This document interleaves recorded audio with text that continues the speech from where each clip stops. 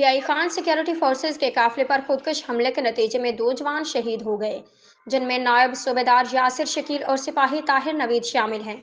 تفصیلات کے مطابق پاکستانی فوج کے شعبہ تعلقات عامہ ISPR کی جانب سے بیان میں کہا گیا ہے کہ ڈیرہ اسماعیل خان میں سیکورٹی فورسز کے قافلے پر خودکش حملے ہوا۔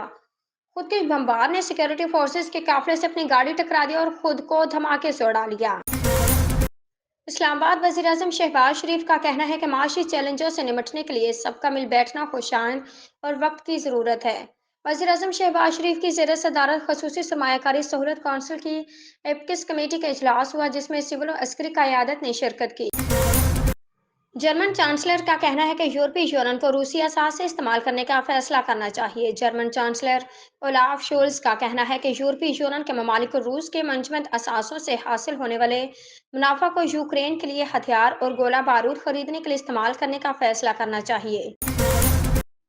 نئی دہلی کے وزیر اعلیٰ اروند کیجریوال کو انفورسمنٹ ڈائریکٹوریٹ ED نے گرفتار کر لیا۔ بھارتی میڈیا رپورٹس کے مطابق عام آدمی پارٹی کے رہنما آتشی نے وزیر اعلیٰ اروند کیجریوال کی گرفتاری کی تصدیق کرتے ہوئے بتایا کہ انہیں شراب پالیسی کیس میں گرفتار کیا گیا ہے۔